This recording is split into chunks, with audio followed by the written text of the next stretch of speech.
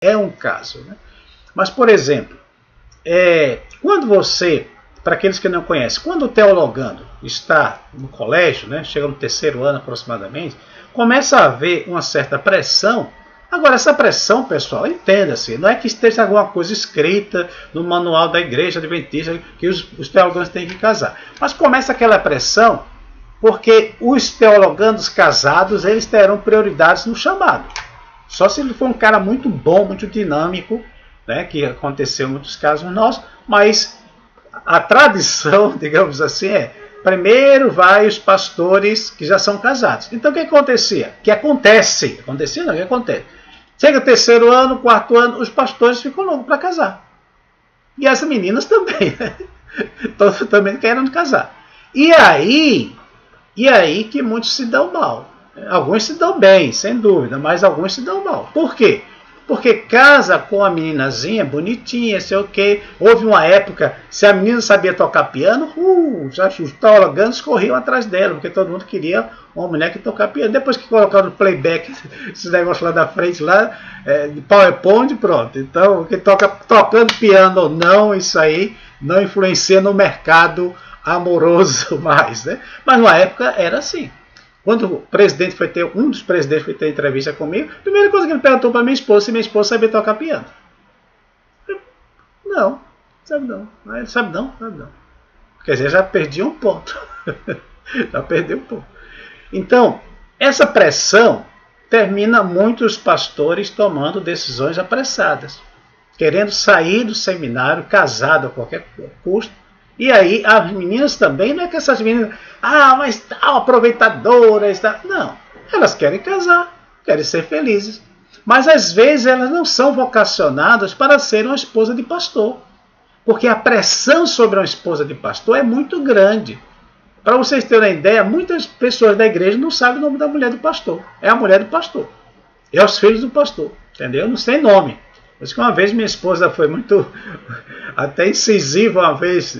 É uma igreja, né? Eu acho que foi lá em Maceió, na Central, a senhora chegou, irmã, o filho do pastor, seu filho, alguma coisa assim. Aí a minha disse, qual é o nome do meu filho? Aí ela ficou assim, qual é o nome do meu filho? Aí ela ficou assim e perguntou para mim. Aí, porque meu filho tem um nome, né? Então, como se eu for dirigir para ele, diga o nome dele, meu nome e tal.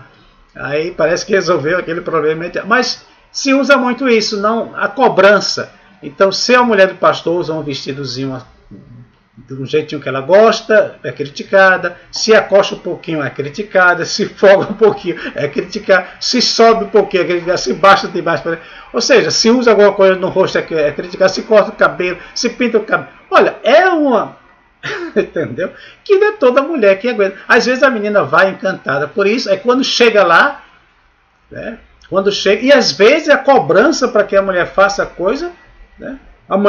Muitas trabalham fora e tem uma agenda de mulher de pastor. Né? Aí você não é pastor, mas todo mundo na igreja não faz as coisas voluntárias, faz, mas a mulher do pastor tem uma.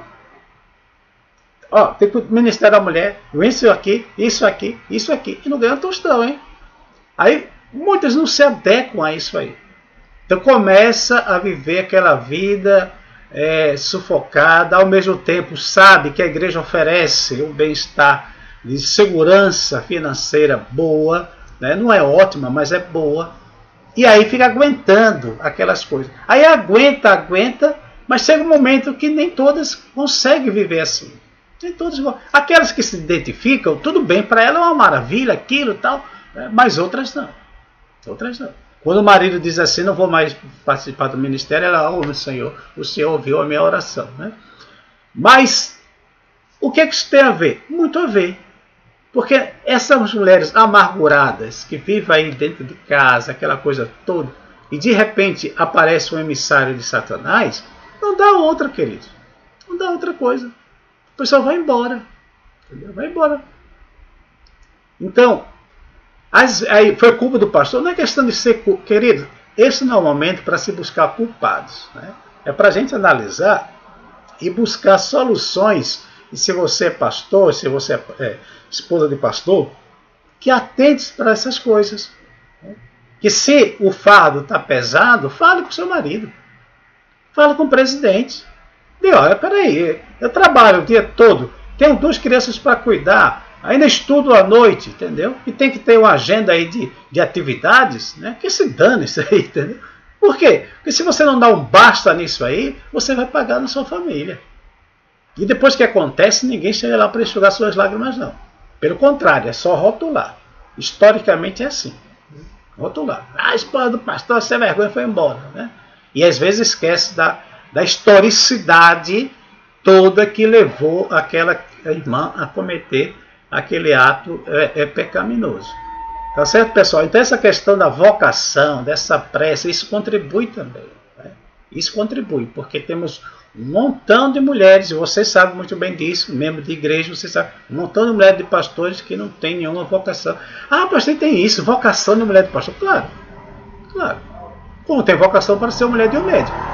Porque se o seu esposo é um médico, né, que clínico geral, que vive atendendo, você vai ter que ter vocação para aguentar todas aquelas questões de horários irregulares, você vai ter que se adaptar.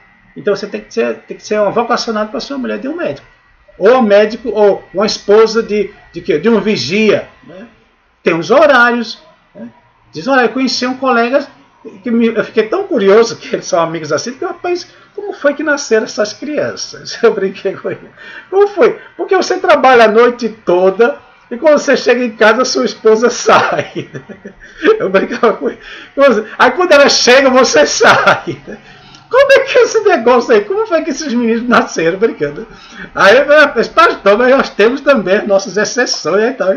Começou a brincar e tal. Mas veja, se você, para ser uma mulher de um vigilante, você tem que ter vocação para isso. Tem que ter vocação. Então, determinadas áreas, você precisa ter um certo perfil. E se você não tiver aquele perfil, você vai ser uma pessoa angustiada. E as pessoas angustiadas, tristes, termina é campo muito fértil para ser seduzidas para poder fazer coisas erradas. Por quê? Porque a gente está triste aqui.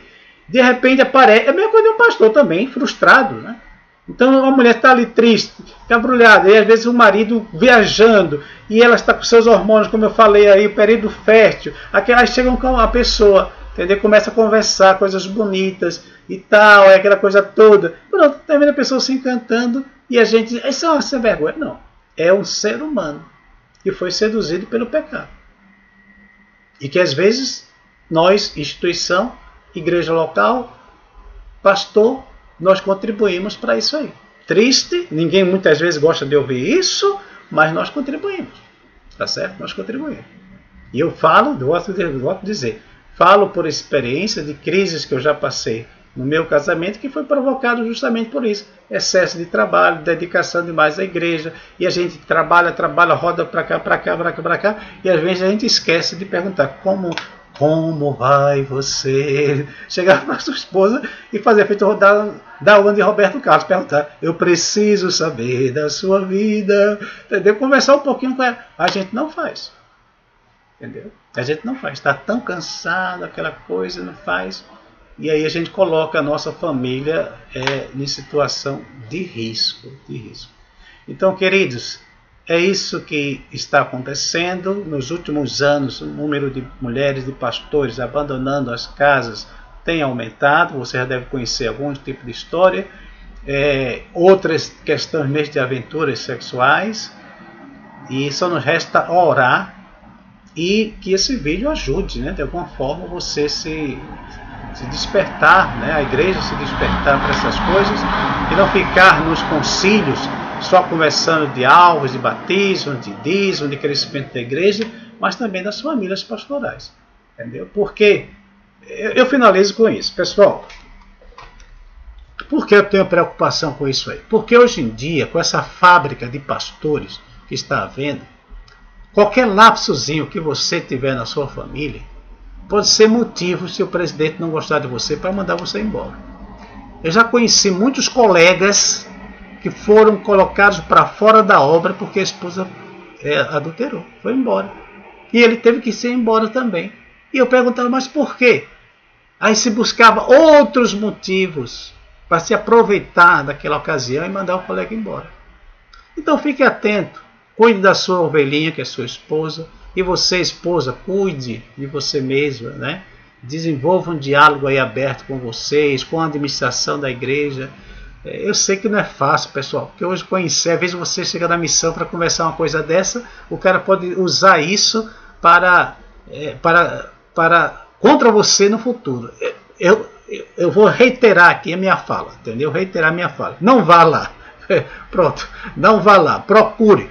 Como é que eu fazia e faço até hoje? Sempre ter alguns amigos que possam nos ajudar. Amigos, né? Pode ser pastores ou não, amigos. Eu tenho anciãos que eu abri meu coração em situações muito difíceis, já abri meu coração para anciãos de igreja, de minha extrema confiança, né? E você, né, pode ter alguém da igreja, uma amiga de outro pastor, etc., que vocês possam conversar e criar aquela rede de apoio, porque realmente é perigoso. Né? No passado não era assim, mas hoje em dia é. Se você vai na missão, conversa com o ministerial, conversa ali com lá e família, e sei o que, depois está lá na mesa administrativa. Olha, o Evandro está com problema lá, hein? Fulano e tal está com problema lá. Aí você mais adiante comete um lapso, aí está lá o presidente. Olha, infelizmente vou deslocar você, já está com 26 anos de obra, 27 anos, 30 anos, ou seja, vou economizar bastante com a sua saída. E aí tem aqueles guris aí que topam tudo por dinheiro, como eu costumo dizer, né? Os teologantes que estão trabalhando aí, eu digo de forma carinhosa, né? Que estão loucos para trabalhar, né? E tem uma oportunidade, então aí tira você e coloca um gurizinho ali, entendeu? Para trabalhar no seu lugar e adeus. E ninguém nunca mais vai ouvir falar de você. Tá certo? Então te cuida, né? Que Deus tenha misericórdia de nós, que Deus tenha misericórdia dos nossos administradores, para que sejam homens sábios, e que Deus proteja as nossas emoções, a nossa sexualidade, né? Nossos desejos, né? E somos seres desejantes e desejáveis, né? Somos humanos e devemos louvar a Deus, devemos reclamar não, entendeu? Às vezes um jovem chegou para mim: pastor, eu queria ser santo, mas eu tenho desejo para essas meninas. Quando essas meninas passam com esse rebolado, eu fico doido, pastor.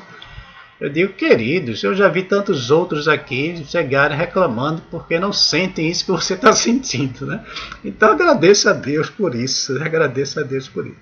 Queridas, eu espero que tenham sido compreensíveis, não é nenhuma crítica, isso aqui é apenas uma análise, e que Deus nos ajude e nos prepare para o seu reino. Esse é o nosso desejo e essa é a nossa oração em nome do Senhor Jesus, né? Um forte abraço.